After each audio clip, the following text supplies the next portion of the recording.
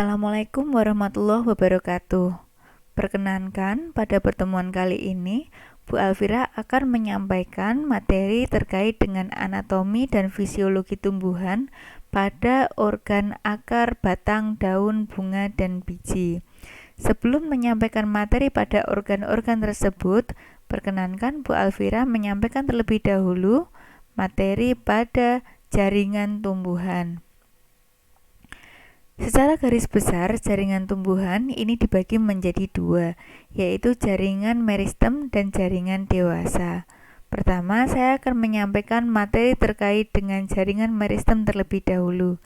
Jaringan meristem merupakan jaringan yang sel penyusunnya bersifat embrional atau memiliki kemampuan untuk terus-menerus membelah.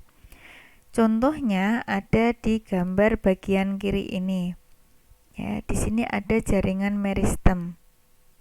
Sel-selnya aktif membelah. Di sini juga ada jaringan meristem. Ya, ini ujung batang, ya. Kalau ini ada di tunas ketiak atau tunas lateral. Di sini terdapat jaringan meristem yang memiliki kemampuan untuk terus-menerus membelah. Selanjutnya, ciri-ciri jaringan meristem. Memiliki sel-sel yang selalu membelah. Bentuk dan ukuran selnya sama, kaya protoplasma. Protoplasma ini merupakan cairan pengisi sel, termasuk cairan pengisi inti selnya. Kemudian memiliki dinding sel yang tipis. Kemudian isi selnya tidak memiliki cadangan makanan, vakuola atau organel yang bertugas atau berfungsi untuk menyimpan cadangan makanan atau rongga selnya belum ada, dan kalaupun ada itu ukurannya sangat kecil. Ya. Nah, di sini ada contoh meristem. Ya, seperti contoh gambar sebelumnya, apikal meristem. Kemudian di sini juga ada di bagian kambium vaskular, ada meristemnya juga yang memiliki sifat terus-menerus membelah. Nah, jenis meristem pada dua gambar tersebut berbeda. Ya. Kalau di sini namanya adalah apikal meristem atau meristem apikal, sedangkan yang di sini namanya meristem lateral. Apa itu meristem apikal dan lateral akan saya jelaskan pada slide selanjutnya. Nah, ini merupakan macam meristem berdasarkan letak. Ada meristem apikal dan meristem lateral. Ya. Meristem apikal itu letaknya ada di ujung, sedangkan meristem lateral letaknya ada di samping. Meristem apikal itu letak atau contohnya ada di ujung batang dan ujung akar. Juga bisa terdapat pada cabang akar, ujung dari cabang akar atau akar yang tumbuhnya ke samping disebut sebagai akar lateral. Sedangkan meristem lateral itu letaknya pada kambium vaskuler, ada di samping. Ya, ada di samping bagian organ tanaman. Selanjutnya ada lagi macam meristem berdasarkan sifat pertumbuhannya.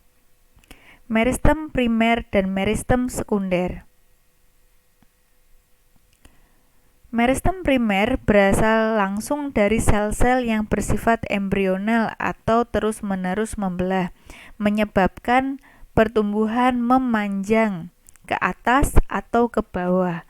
Contohnya ada di ujung akar atau ujung batang, atau juga biasa disebut dengan meristem apikal yang memiliki sifat pertumbuhan ke atas kalau ada di ujung batang dan pertumbuhan ke bawah apabila terletak pada ujung akar.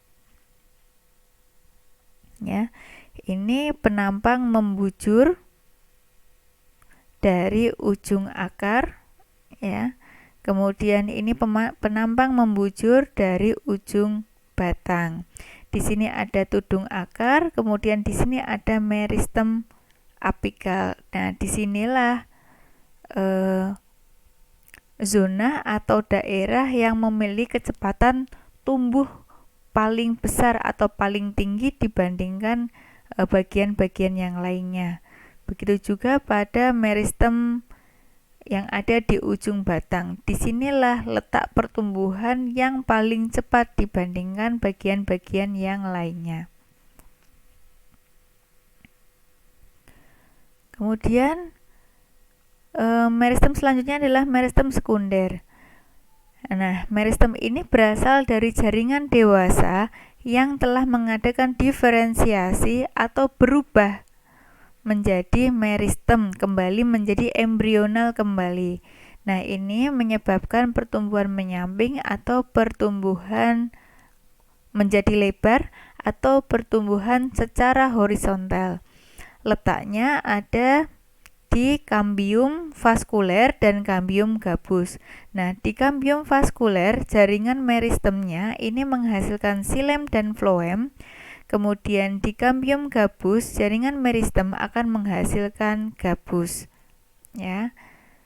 Oke, ini kalau di penampang melintang. Ya, penampang melintang yang terdapat kambium vaskuler. Ya. Pertumbuhannya melebar atau menyamping ke arah luar, ini akan membentuk phloem atau floem, kemudian ke arah dalam akan membentuk xilem. Ya. Nah, di sini ada protoderm, di sini akan membentuk epidermis, ya. Kemudian di sini ada ground meristem, ya, meristem paling dasar. Ya. Ini penampang melintangnya kalau misalnya dipotong, ya.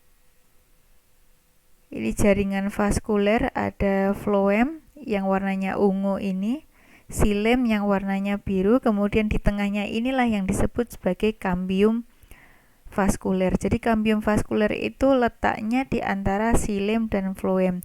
Aktivitas dari kambium vaskuler keluar membentuk floem, ke dalam membentuk xilem. Kemudian dari macam pertumbuhan pada meristem ini menyebabkan adanya pertumbuhan primer dan sekunder. Nah, pertumbuhan primer merupakan pertumbuhan memanjang yang diakibatkan aktivitas dari meristem apikal, menyebabkan pertumbuhan ke atas maupun ke bawah. Nah, dari sini ada 3 macam zona atau daerah pertumbuhan pada akar maupun pada batang. Nah, di sini ada daerah pembelahan yang aktif membelah atau daerah di mana bagian tersebut ini pembelahannya lebih cepat dibandingkan daerah-daerah yang lainnya. Kemudian ada daerah pemanjangan atau elongasi, ya. Ini letaknya di belakang daerah pembelahan. Kemudian di sini ada daerah diferensiasi. Sel mengalami diferensiasi jika pada akar terdiferensiasi menjadi bulu akar. Jika di batang maka terdiferensiasi menjadi daun muda ataupun tunas lateral. Ya, atau tunas ketiak. Jadi ini adalah daerah diferensiasi. Ya, di sini daerah pemanjangan, di sini daerah pembelahan. Kemudian bagian bawah ini ada tudung akar. Tudung akar ini merupakan bagian dari akar yang berfungsi melindungi bagian dari akar. Nah, ini pada batang, ya. Di batang juga sama, ada zona pembelahan, ada zona pemanjangan, ada zona diferensiasi, ya. Nah, di sini membentuk daun atau tunas ketiak di zona diferensiasi. Di zona pembelahan di sini aktif membelah karena ada jaringan meristem. Oke, selanjutnya pertumbuhan sekunder. Pertumbuhan yang diakibatkan aktivitas meristem lateral. Meristem lateral letaknya ada di kambium gabus dan kambium vaskuler. menyebabkan pertumbuhan ke samping atau pertambahan diameter serta menyebabkan munculnya percabangan pada batang. Nah, ini terletak pada tumbuhan dikotil atau gimnospermae atau tumbuhan biji terbuka. Nah, aktivitas kambium vaskuler ke arah dalam ini akan membentuk xilem sekunder, sedangkan keluar akan membentuk floem sekunder. Ya. Pada kambium gabus, aktivitas ke arah dalam ini membentuk veloderm yang memiliki sifat selnya hidup, sedangkan ke arah luar ini akan membentuk velum yang sifat selnya mati. Ya. Nah, di sini ya bisa diamati yang warna hijau ini adalah kambium vaskuler. Di bagian dalam ada xilem, di bagian luar akan membentuk floem. Aktivitasnya yang dibentuk itu yang paling luarnya, luar dari floem atau disebut sebagai floem sekunder. Dan pertumbuhan ke arah dalam itu membentuk xilem sekunder. Oke. Kemudian di bagian luar lagi ada istilah kambium gabus. Ya, ke arah luar akan membentuk velum, ke arah dalam akan membentuk veloderm. Nah, velum ini bersifat mati. Contohnya ada di luar dari batang itu yang bersifat sangat keras. Kemudian ketika terjadi pertumbuhan, maka bagian yang keras di bagian luar itu akan bersifat pecah, akan terlihat pecah-pecah. Tentu Anda akan melihatnya atau terlihat dari luar karena Anda juga seringkali melihat batang tumbuhan yang bagian luarnya itu pecah-pecah. Ini karena bersifat mati. Oke, ini akan lebih jelas lagi kalau Anda mengamati gambar ini. Ya. Velogen atau kambium gabus ya, istilah lain dari kambium gabus, ke arah luar ini membentuk salah ini ya gambarnya. Ya. Ke arah luar ini membentuk velum, ke arah dalam ini harusnya membentuk veloderm. Ya, kemudian di sini ada korteks, floem, kambium, kemudian xilem. Nah, ini kalau misalnya diperbesar ya. Kemudian Anda juga tentu akan melihat batang yang ditebang. Ini ada garis-garis melingkar, ini disebut lingkaran tahun. Nah, di lingkaran tahun ini biasanya pada musim kemarau ya, ini akan membentuk warna yang gelap kemudian tipis, sedangkan pada musim penghujan ini warnanya terang dan lebih lebar. Oke. Nah, ini kalau diamati ini sudah ada terjemahannya ya. Gambarnya sama dengan gambar sebelumnya. Jadi pertumbuhannya itu keluar dan ke dalam.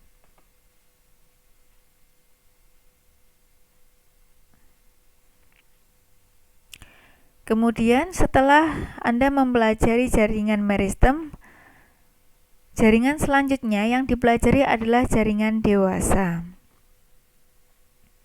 Jaringan dewasa merupakan jaringan yang terbentuk dari hasil diferensiasi dan spesialisasi dari sel-sel hasil pembelahan jaringan meristem. Ada dua istilah, diferensiasi dan spesialisasi. Apa itu diferensiasi? Diferensiasi merupakan perubahan bentuk sel yang disesuaikan dengan fungsinya. Ya, misalnya tadi ada penjelasan bagian diferensiasi dari akar. Dari akar tersebut akan terdiferensiasi menjadi bulu-bulu akar yang berfungsi untuk menyerap air dan garam mineral. Sedangkan spesialisasi ini merupakan pengkhususan sel untuk mendukung suatu fungsi tertentu, ya. Jadi memiliki sifat dalam misalnya cadangan makanan ya. Nah, itu melindungi bagian tumbuhan seperti itu.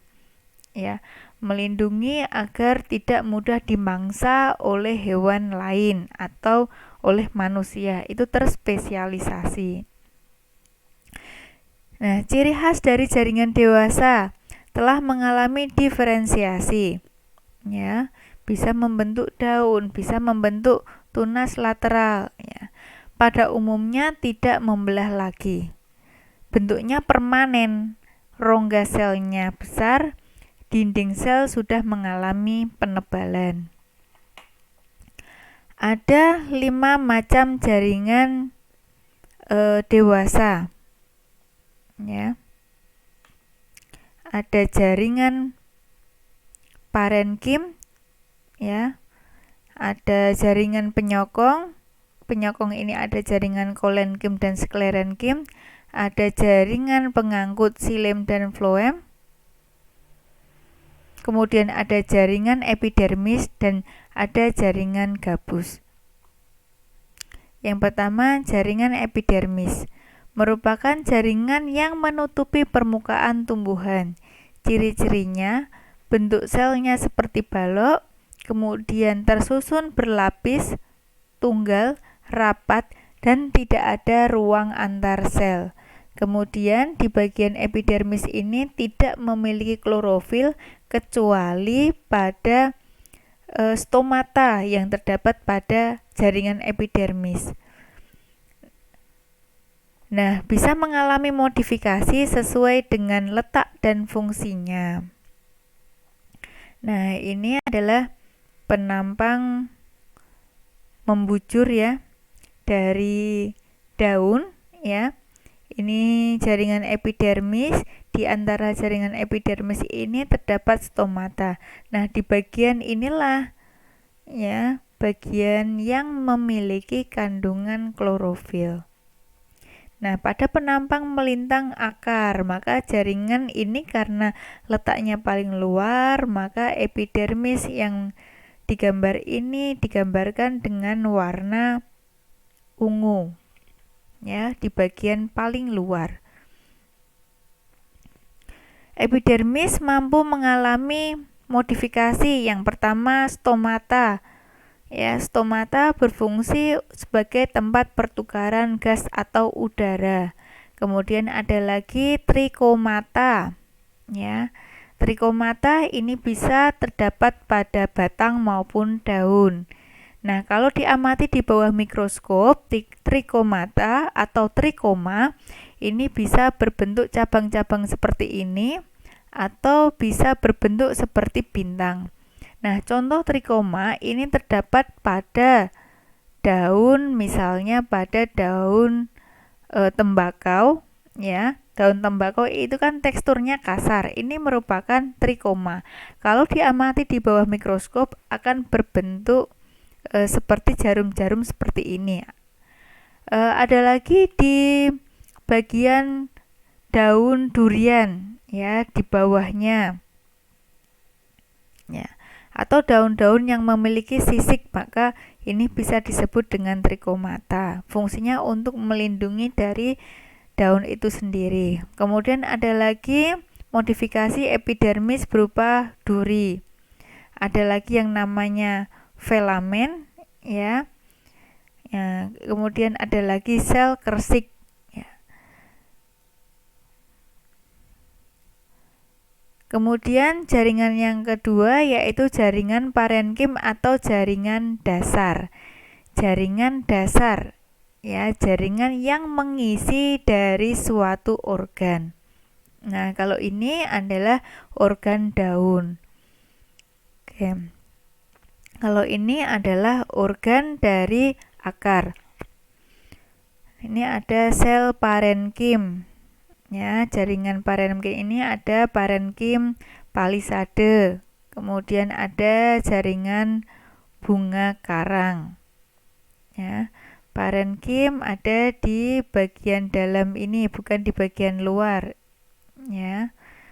Endodermis ini juga termasuk jaringan dasar atau parenkim. Nah, sel parenkim yang mengandung klorofil ini disebut sebagai kloronkim. Ini fungsinya menyimpan cadangan makanan dan air oleh tubuh tumbuhan.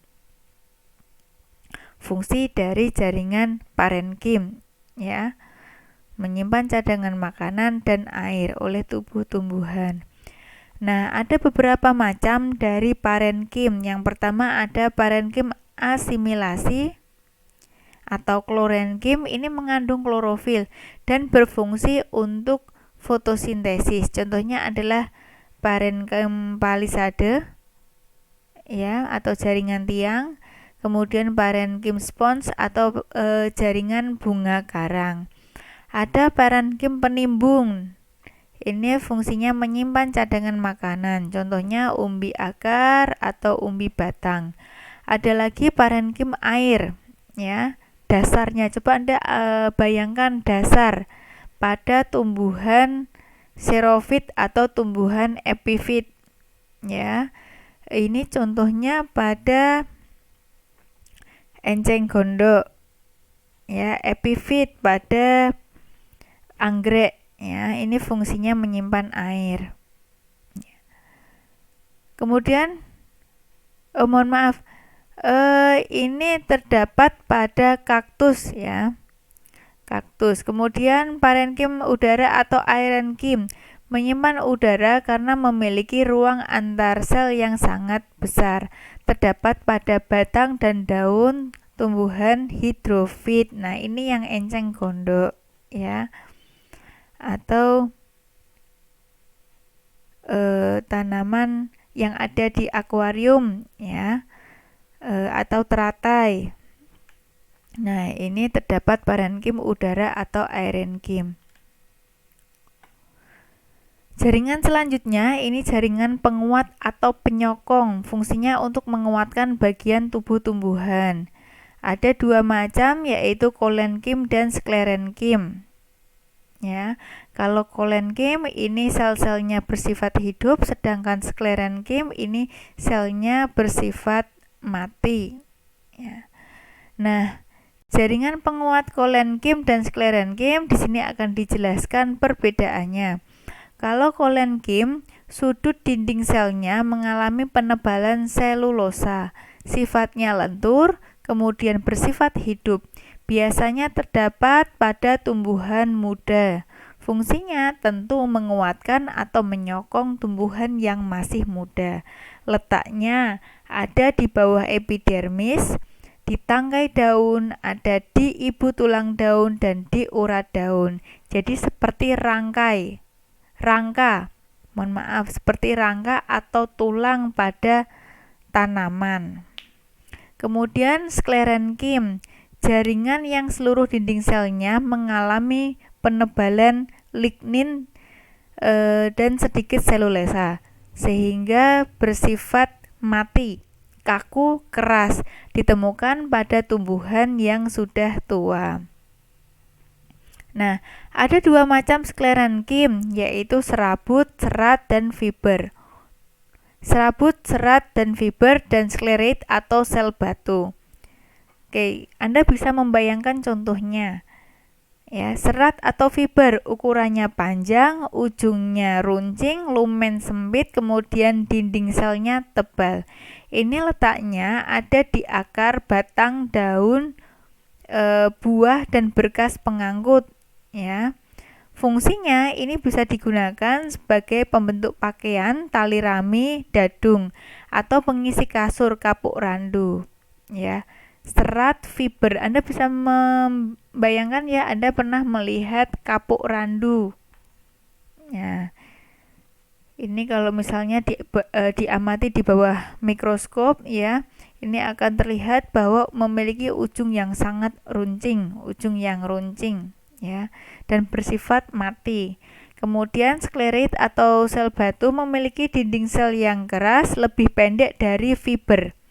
Letaknya terdapat pada berkas pengangkut, xilem dan phloems, pada korteks, pada batang, pada daging daun, akar, buah, biji, tentunya yang sudah tua, ya, bukan pada tumbuhan muda.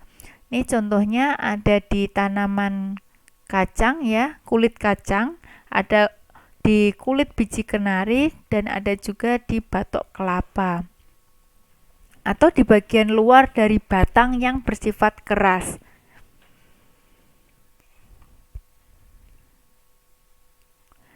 Selanjutnya jaringan pengangkut. Ya, ada xilem dan floem. Yang pertama adalah xilem. Xilem berfungsi mengangkut air dan mineral dari akar ke daun, digunakan sebagai bahan untuk fotosintesis. Ada 3 unsur penyusun dari xilem.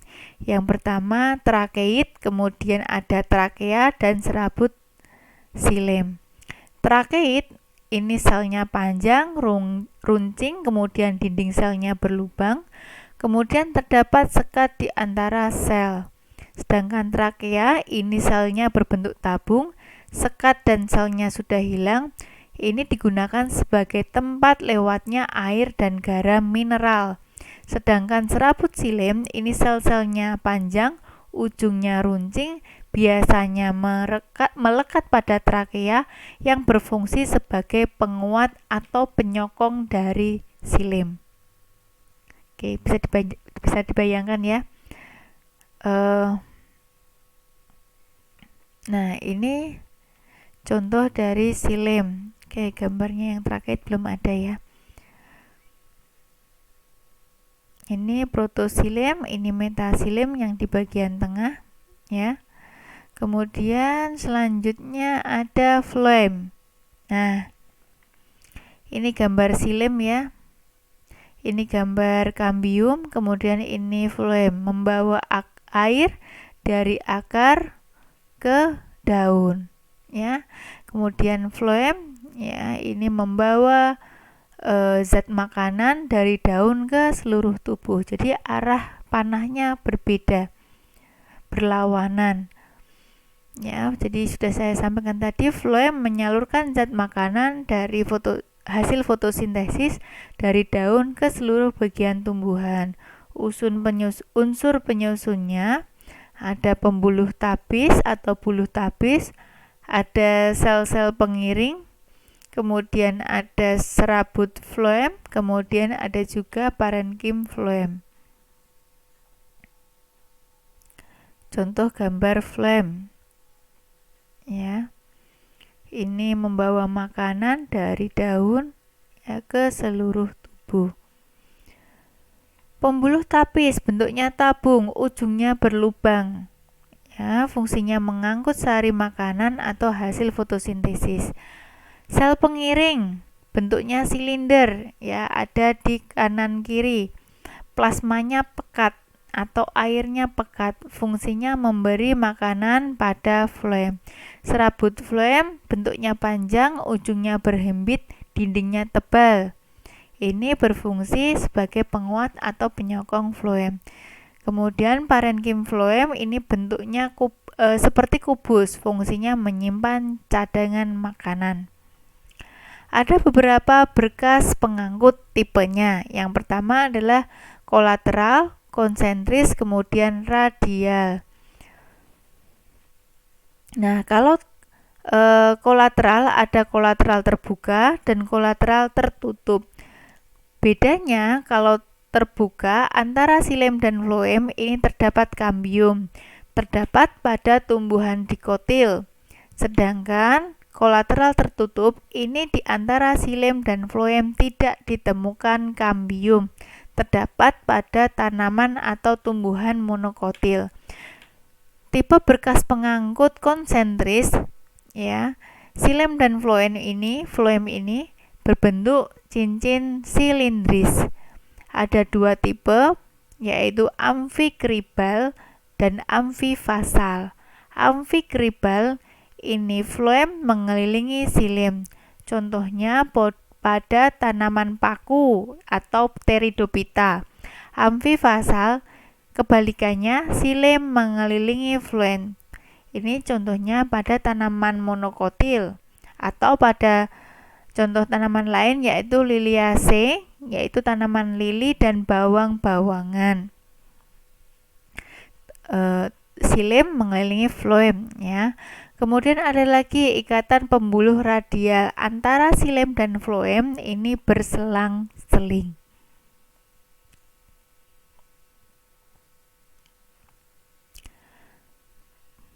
Oke, kemudian ada jaringan gabus, jaringan yang terakhir. Ya, di sini ada jaringan gabus. Jaringan gabus nama lainnya adalah velogen. Fungsinya menggantikan epidermis yang sudah rusak, ya. Nah, ini akan menebal, melindungi jaringan di bawahnya agar tidak kekurangan air. Dibentuk oleh kambium gabus atau velogen. Velogen keluar membentuk velum, ke dalam membentuk velederum. Tersusun dari bahan suberin atau selulosa yang berlemak. Nah, sekarang kita mulai masuk ke bagian organ pada tumbuhan. Yang pertama yaitu akar. Fungsi akar yang pertama menyerap air dan garam mineral. Kemudian yang kedua memperkokoh tanaman sebagai alat respirasi pada akar gantung, yaitu pada tanaman bakau atau rhizopora atau avicennia. Kemudian menyimpan cadangan makanan pada wortel. Kemudian alat perkembangbiakan vegetatif pada rimpang. Struktur morfologi akar. Akar terdiri dari batang akar, kemudian rambut akar, ujung akar, kemudian kaliptra atau tudung akar. Tudung akar ini melindungi bagian akar ketika menembus tanah. Kemudian struktur anatomi dari akar. Ada epidermis urutannya, korteks, kemudian endodermis, kemudian stele atau silinder pusat. Ya, ini ada batang akar, rambut akar, ujung akar, di sini ada meristem apikal, kemudian di sini ada tudung akar. Ini penampang membujur. Ada epidermis, ada korteks, ada endodermis, kemudian ada stele atau silinder pusat. Sedangkan pada penampang melintang, akar dikotil, akar monokotil. Nah, ini contoh dari akar monokotil, contoh berkas pengangkut yang radial ya. Xilem, floem, xilem, floem. Kalau di sini floem di bagian luar terpusat ya, xilem di bagian dalam atau floem mengelilingi xilem. Nah, ini contohnya pada akar dikotil. Ya, paling luar ini adalah endodermis, sama di akar dikotil juga paling luar itu adalah epidermis. Kemudian setelah epidermis ada korteks, sama di akar dikotil ada korteks. Kemudian setelah korteks ada endodermis, sama di akar monokotil ini adalah endodermis. Kemudian ini floem ya, yang bulatnya besar ini namanya xilem. Kalau dikotil floem di bagian luar, xilem di bagian dalam. Kemudian yang membedakan, masih ada lagi, ada stel atau silinder pusat. Kemudian yang membedakan ada perisikel yang terdapat pada akar dikotil. Nah, akar dikotil ini menyebabkan adanya pertumbuhan cabang akar atau akar lateral. Nah, pada akar monokotil ini karena bentuknya serabut tidak terbentuk perisikel. Yang terbentuk hanya bulu-bulu akar atau rambut akar. Struktur anatomi akar. Epidermis, ya, tipis, rapat, mudah dilalui air, dapat bermodifikasi menjadi rambut akar. Korteks, ada beberapa lapis sel, ya, dindingnya tipis, fungsi sebagai menyimpan cadangan makanan, atau bisa disebut dengan jaringan parenkim atau jaringan dasar. Kemudian ruang sel berperan dalam pertukaran gas. Selanjutnya endodermis, terdiri atas lapis sel, sulit dilalui oleh air, ya, selektif impermeable. Sebagian selnya memiliki bagian seperti pita yang mengandung gabus atau zat suberin. Bagian ini disebut dengan pita Kaspari. Berfungsi sebagai pengatur jalannya larutan yang diserap dari tanah masuk ke silinder pusat atau stele. Ya, mengatur masuknya air.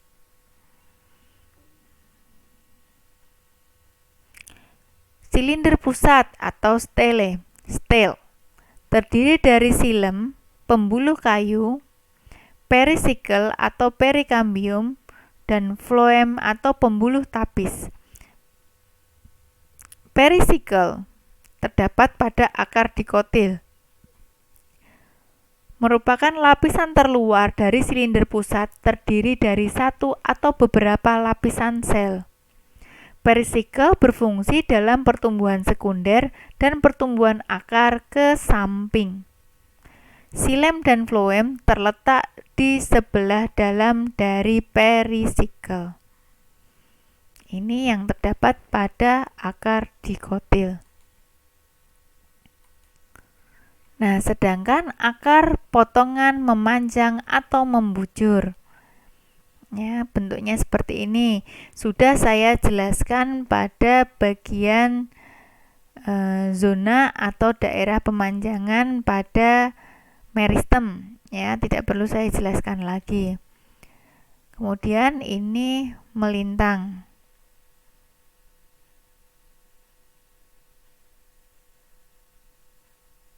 Oke. Ini penampang melintang, sudah saya jelaskan juga pada akar dikotil.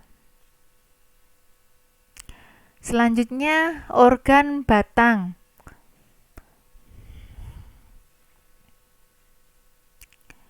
Fungsinya yang pertama perlintasan air dan makanan, yang kedua penyangga atau penyokong tubuh tumbuhan, kemudian yang ketiga penyimpan cadangan makanan sebagai alat perkembangbiakan vegetatif. Struktur morfologi ada dua macam jenis batang. Yang pertama batang herba atau herbaceous dan batang berkayu atau lignosus. Batang herba atau herbaceous umumnya lunak, berwarna hijau karena terdapat klorofil, terdapat stomata, sedikit atau tidak ada jaringan kayu, ukurannya kecil dan umurnya relatif pendek. Ini terdapat pada tanaman sayur, ya, atau tanaman yang masih muda. Pada tanaman sayur, contohnya pada tangkai kangkung, tangkai bayam, atau tanaman sayur yang lainnya. Sedangkan batang berkayu ini umumnya batangnya keras, terdapat jaringan kayu, berwarna coklat, terdapat lentisel sebagai pertukaran udara, ukurannya besar dan umurnya relatif panjang. Struktur anatominya ada jaringan epidermis, korteks, endodermis, dan stel. Jaringan epidermis, selapis sel, dinding selnya menebal dan dilindungi oleh kutikula. Terdiri Jaringan korteks terdiri dari beberapa lapis sel berongga-rongga bervakuola besar. Vakuola ini merupakan organel penyimpan cadangan makanan, sehingga jaringan ini memang berfungsi untuk menyimpan cadangan makanan. Kemudian jaringan endodermis terdiri dari selapis sel dan selnya tebal. Stel atau silinder pusat terdiri dari perisikel, xilem, floem, kambium pada dikotil dan empulur, yaitu bagian tengah stel dan di antara berkas pengangkut. Nah, ini penampang membujurnya atau penampang memanjang. Kemudian ini ada penampang melintang dari batang dikotil. Tipe fasis atau tipe berkas pengangkutnya kolateral terbuka. Kenapa dikatakan kolateral terbuka? Karena di antara xilem dan floem ini terdapat kambium, epidermis, korteks, kemudian di sini ada stel, endodermis dulu, kemudian stel atau silinder pusat. Kemudian batang monokotil, penampang melintangnya terdiri atas jaringan epidermis, korteks, kemudian stel. Ya. Tipe fasisnya kolateral tertutup. Jadi di antara xilem dan floem ini tidak terdapat kambium. Ini terdapat pada batang monokotil. Contohnya ada padi, bambu, jagung, dan lain sebagainya.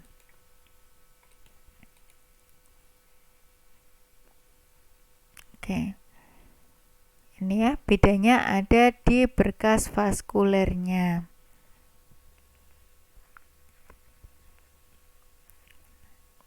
Bisa diamati ya, epidermis. Ya, ada endodermis di sini, ada korteks, ada xilem, floem.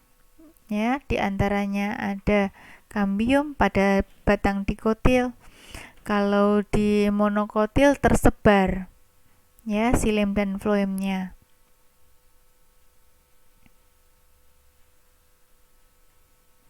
Oke, ini untuk contoh gambar yang lainnya.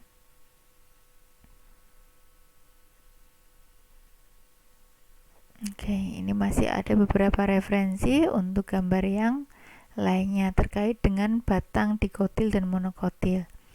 Selanjutnya, daun. Daun merupakan bagian tumbuhan yang biasanya berbentuk lembaran pipih dan berwarna hijau. Daun berfungsi sebagai tempat pembuatan makanan dan berfungsi melalui proses fotosintesis. Nah, ini ada kutikula. Kutikula ini merupakan modifikasi dari jaringan epidermis. Ada epidermis atas dan epidermis bawah.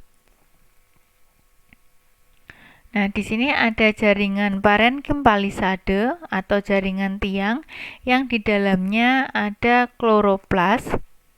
Kemudian di sini ada parenkim spons atau parenkim bunga karang atau jaringan bunga karang. Di sini terdapat kloroplas. Kemudian di sini biasanya terletak pada tulang-tulang daunnya. Ini terdapat xilem dan floem. Dan di antaranya juga terdapat jaringan kambium. Oke, warna hijau ini menunjukkan bahwa di dalamnya ini memiliki kandungan klorofil atau zat hijau daun. Epidermis ya, jaringan struktur anatominya terdiri dari epidermis. Kemudian ada jaringan mesofil atau jaringan dasar yang terdiri dari parenkim palisade dan parenkim spons ya. Kemudian ada lagi berkas vaskuler yang terdiri dari floem dan xilem. Mohon maaf, kambiumnya ada yaitu sedikit ya di bagian tulang dan urat-urat daun.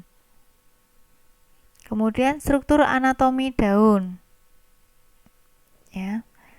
Ini struktur anatomi daun. Oke, di sini juga ada stomata, modifikasi dari epidermis di bagian daun.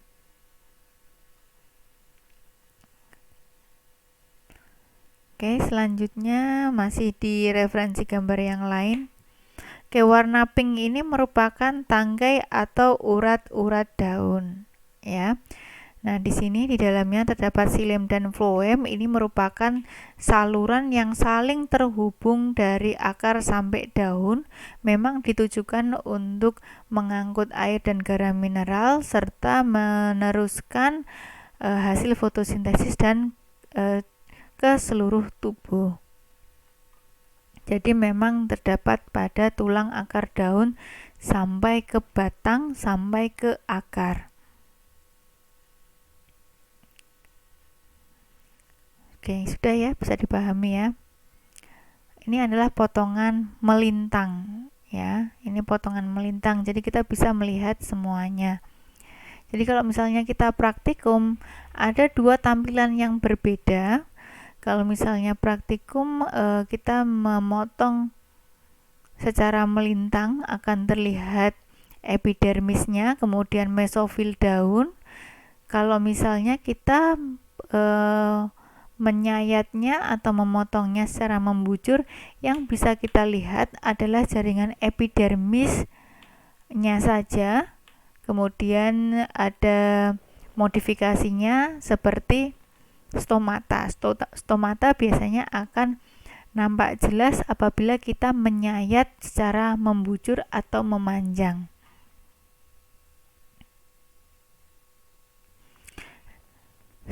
Perbedaan struktur anatomi monokotil dan dikotil pada organ tumbuhan.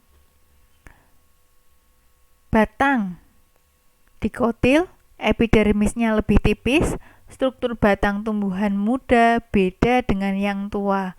Ada empulurnya dan ada kambiumnya. Sedangkan pada monokotil, epidermisnya lebih tebal. Struktur batang tumbuhan muda sama dengan yang tua. Tidak ada empulur, tidak ada kambium. Daun dikotil memiliki jaringan palisade, sedangkan monokotil tidak memiliki jaringan palisade. Sedangkan pada akar dikotil terdapat kambium. Ya, tipe fasisnya adalah kolateral terbuka. Kemudian tipe fasisnya kolateral tertutup pada monokotil. Pada monokotil tidak terdapat kambium.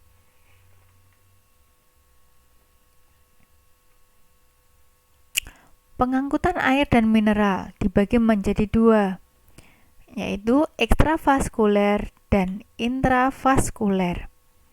Ekstravaskuler ini ada dua jalur, yaitu jalur apoplas dan jalur simplas.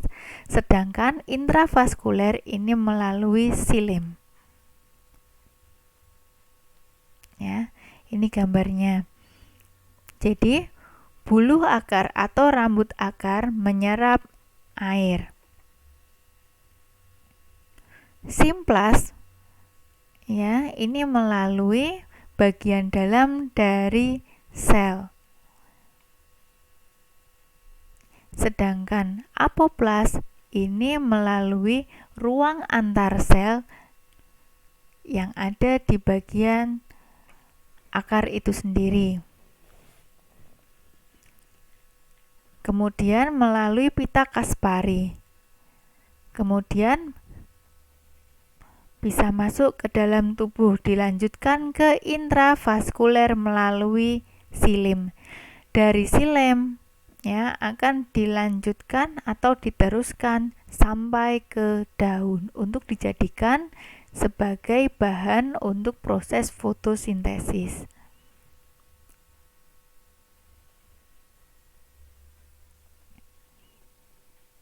Ini ya. Ada apoplas dan jalur simplas. melalui bagian sel itu sendiri, simplas, apoplas melalui ruang antar sel. Ya. Nah, di dalam endodermis ini terdapat pita Kaspari.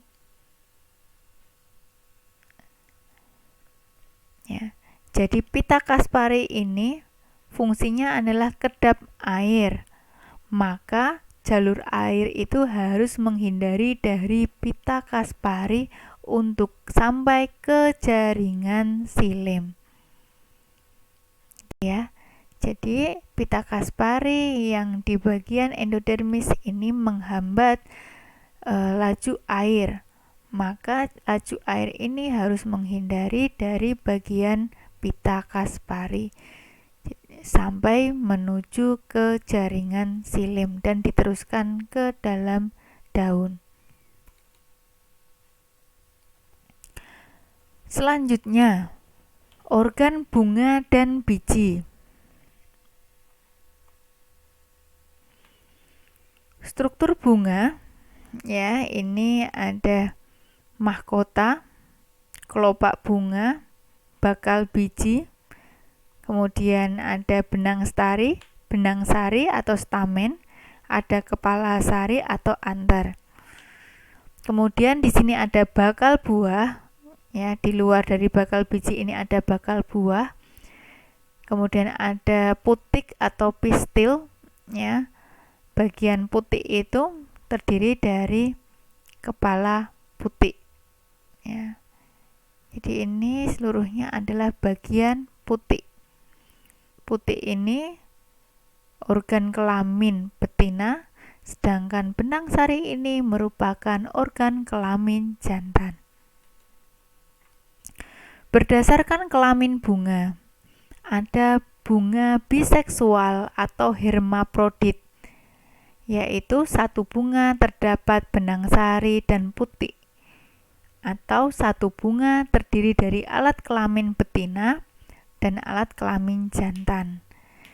Bisa terdapat atau tidak terdapat daun kelopak maupun daun mahkota. Contohnya terdapat pada bunga jambu, bunga tanaman jeruk, dan kembang sepatu. Yang paling mudah diamati ini pada kembang sepatu. Kemudian bunga uniseksual. Pada satu bunga terdapat benang sari saja atau jantan saja, atau putik saja atau betina saja. Bisa terdapat atau tidak terdapat kelopak maupun mahkota.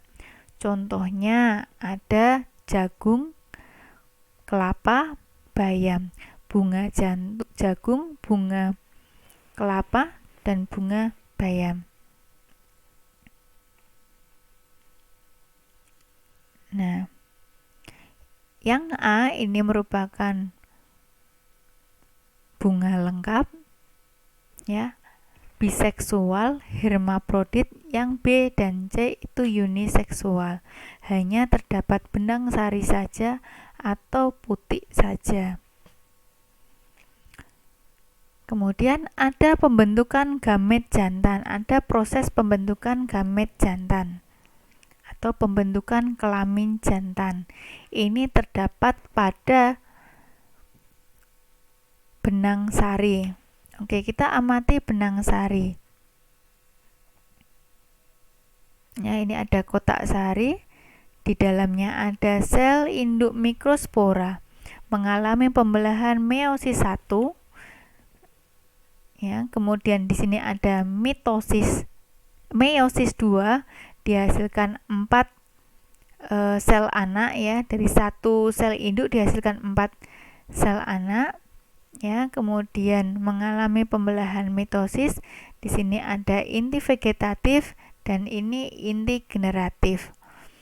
Nah, setelah matang akan terbentuk butir serbuk sari atau disebut sebagai gametofit jantan. Nah, ketika kepala sari membuka, maka butir serbuk sari akan dilepaskan. Jadi, bagaimana cara butir serbuk sari itu dilepaskan? Ini ada bermacam-macam. Ya, ada yang tertiup angin dengan sendirinya, ada yang menunggu sampai matang kemudian kepala sarinya itu pecah dan butir serbuk sarinya ini akan tersebar. Kemudian pembentukan gametofit betina atau alat kelamin betina. Kita amati bagian putiknya. Diamati diperbesar. Ini adalah bakal buah yang di dalamnya ada bakal biji. Di dalamnya ada sel induk. Satu sel induk megaspora ini mengalami meiosis sehingga dihasilkan 4 sel anak atau 4 megaspora. Nah, 3 megaspora atau 3 sel anak ini akan mati, kemudian 1 berkembang. Ketika berkembang akan mengalami pembelahan mitosis 1, dihasilkan 2, kemudian mitosis 2 dihasilkan 4, mitosis 3 dihasilkan kelipatannya menjadi 8. Ya. Nah, kemudian di sini dihasilkan inti polar, ada sel telur. Pembelahan sitoplasma, hasilnya ada 7 sel, ya, 7 sel. Kemudian yang ke-8, 7 itu sel, yang ke-8 ini adalah inti atau gametofit betinanya.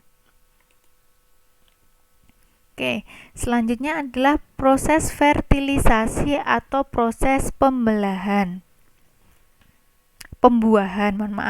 proses pembuahan. Oke, kita cari gambar yang mudah sebentar.